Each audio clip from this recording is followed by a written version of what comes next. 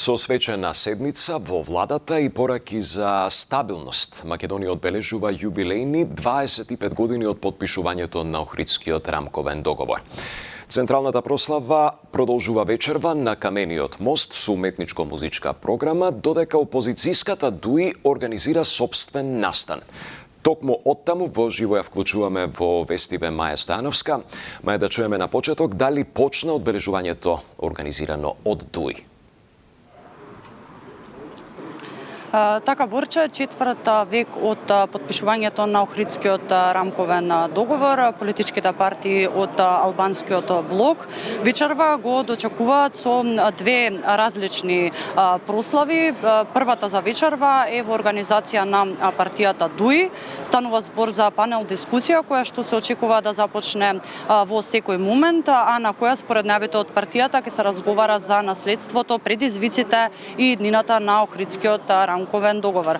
Во поканата која што пристигна од лидерот на партијата Али Ахмети, кој што треба да се обрати од овде вечерва, Охридскиот рамковен договор беше потпишан како еден од најзначајните моменти во современата македонска историја. Исто така, овде се очекува да се обратат и повеќе членови на партијата ДУИ, а освен тоа предвидено е да се обрати Владо Бучковски, поранешен премиер на Македонија, како и поранешен председател на Социјалдемократскиот сојуз. Претходно попладнево, како што спомена ИТИ, во владата исто така беше одбележена 25 годишнината од потпишување на Охридскиот рамковен договор со свечена седница. На неа се обрати вице-премиерот Александар Николовски, како и првиот заменик председател на владата Беким Сали. Пораки за стабилност и соживот исто така пристигна и од председателката Силјановска Давкова, од премиерот Христијан Мицкоски, но и од собранискиот спикер Африм Гаши. Сублимат на сето ова направи колешката Афродита Рамос, па предлагам да го погледнеме нејзиниот прилог во продолжение. Македонија одбележува јубилејни 25 години од потпишувањето на Охридскиот рамковен договор, кој стави крај на едно од најголемите безбедносно политички кризи. Првиот вице-премиер Беким Сали на свечината седница во владата посветена на рамковниот договор ја потенцираше историската и политичката важност на договорот за стабилноста, еднаквоста и европската иднина на земјата. Охридскиот договор не треба да се гледа како затворен и завршен документ, туку како жив механизам на нашиот уставен поредок и како политичка насока за секоја институција на државата. Тоа подразбира институции кои функционираат врз принципот на еднаквост и правична застапеност. Токму тоа го правиме и ние како влада.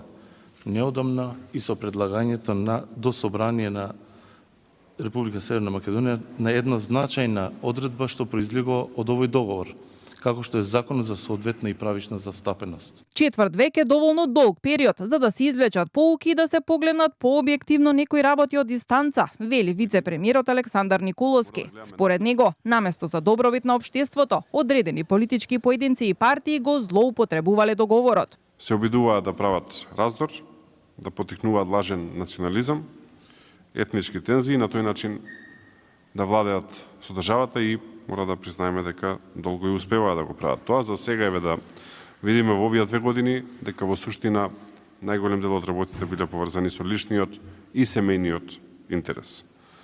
Не смееме да дозволиме тоа да се случува во иднина.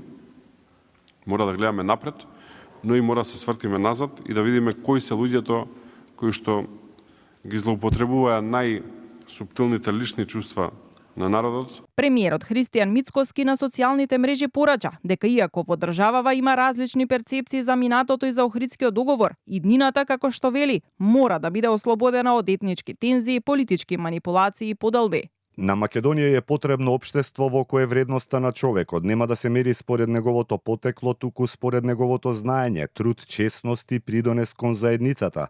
Држава во која институциите ќе му служат на граѓанинот и во која напредувањето ќе зависи од способноста и резултатите. Идните генерации да го наследат Охридскиот договор како пресвртница во историјата, порачува спикерот Африм Гаши. Македонија е заеднички дом за сите нејзини граѓани. Неговата сила не лежи во разликите што не делат, туку во способноста да ги претвориме во заеднички вредности. По четвртина век, прашањето што мора да си го поставиме повеќе не е што сме постигнале, туку што ни останува да им наследиме на идните генерации, државата што ја сакаме.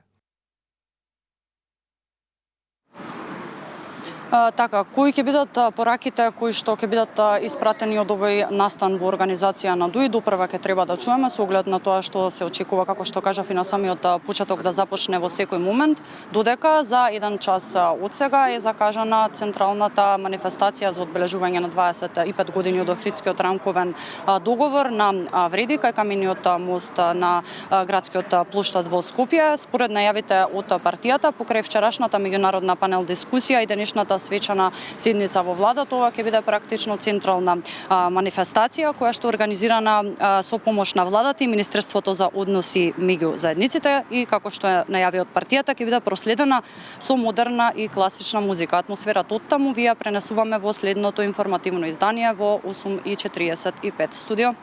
Така е, Мет, и благодарам.